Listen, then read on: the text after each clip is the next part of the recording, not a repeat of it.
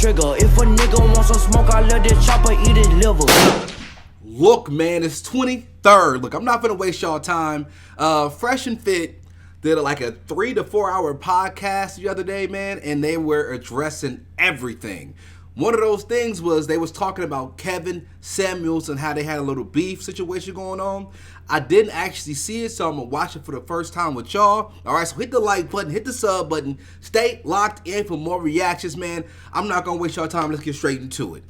The question: can you address your former employees saying that you guys purposely ran your show same time as KS and talk smack about him? Wow. Okay. You know what? Heard that All the before. way. Yeah. Talk about Kevin too. Okay. Number one, we don't have any problem with Kevin, but he did ask us to push our show back, which we did on several occasions. Yeah, for 2 hours. For 2 hours. Guys, you gotta understand something, right? To get the girls in here all ready for the show, Kris has to do a lot of work. Yep. It takes. This is back when Allende was recruiting too. It takes time to get girls in here at the same time to do a show. So we're preparing while having a time for the show. But sometimes it gets pushed back because either someone's late, things are running a little bit behind schedule, the sound, the audio, all for a live show, it takes time. So for us to have a time set, and then Kevin says, hey man, you know what? I would like for you guys to start a little bit later because I'm starting this time. You know what, Kevin? We respect you. We're going to push our show back 2 hours. We're just sitting here. Go, yo, imagine girls waiting here for 2 hours for the show to start. I have to babysit them the whole time, drinks, talk to them. Most of the girls have to work tomorrow morning, have stuff to go to. So, hey, Kris, when the show's beginning, blah, blah, blah.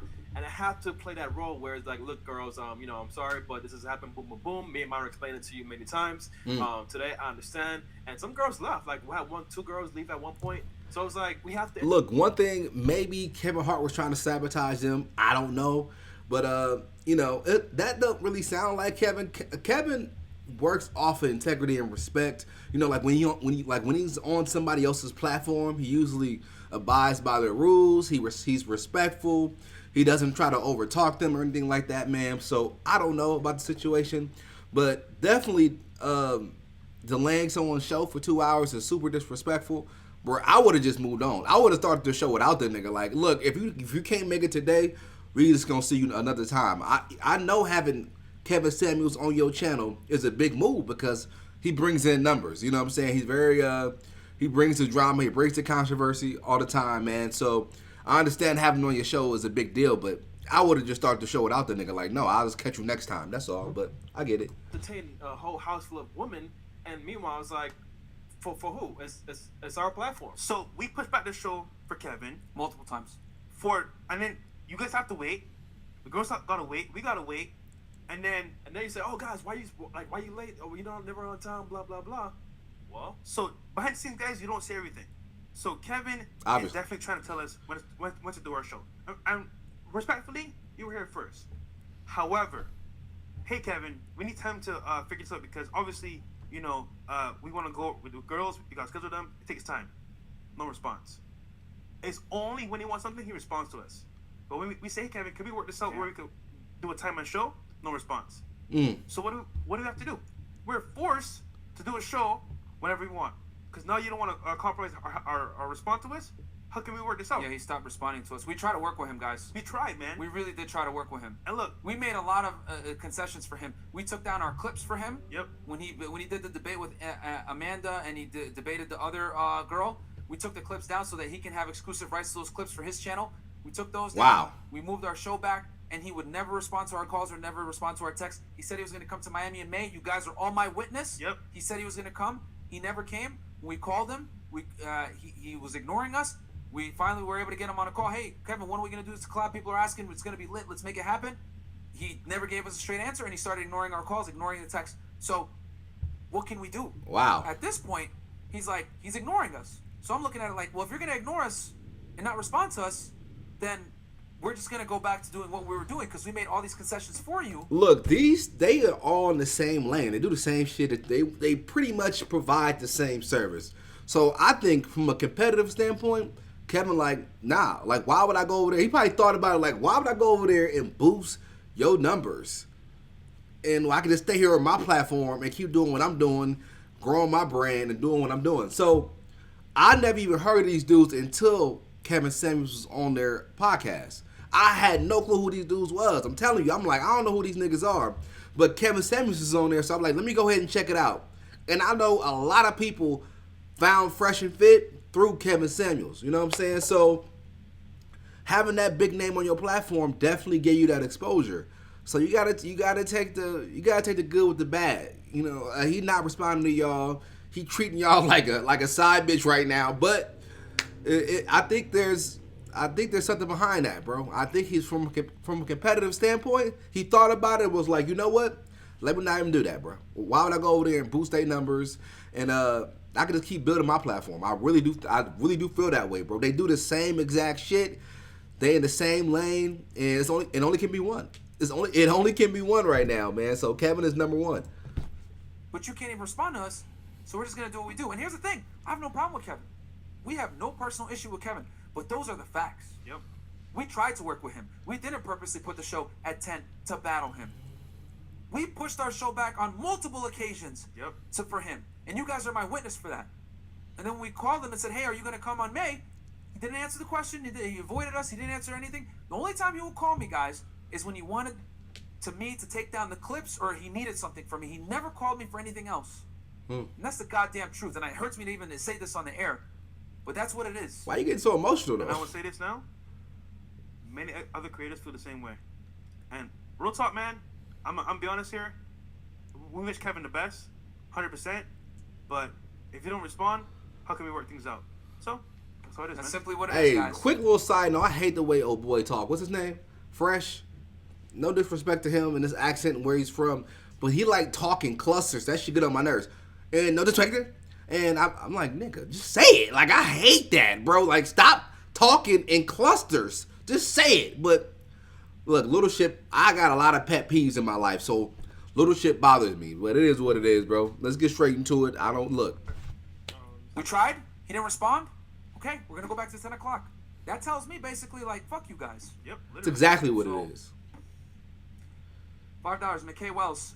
Do you think it was an organized attempt to bring you down? If you forgive, now they can't talk tomorrow. I don't know, I mean, man. who knows, man? Who knows? As a matter of fact, I texted Kevin a couple of weeks ago, guys, and I tried to extend the olive branch. You know what? Fuck this, man. Because I don't want you guys thinking like, oh, Freshandfit were talking shit and they didn't try. Myron is that dude is very emotional. Man. He very Straight emotional. facts. We're gonna do this. For a man who considers himself an alpha, that nigga's very Kevin. emotional, bro. Kevin, I like to stand a peace offering and business proposition. Right now, FNF is the hottest podcast in the world. The only other major podcasts with more views are Vlad, No Jumper, Timcast, and Rogan. All these guys have millions of subs and barely beating us at the moment with 294K subs. That was back then. We consistently hover between 40 and 50 million views a month. I'd happy to fly you out to Miami to collaborate. If we team up for an after-hours show, the girls, we will break the internet. Right? Why are they gonna have this nigga reading? So,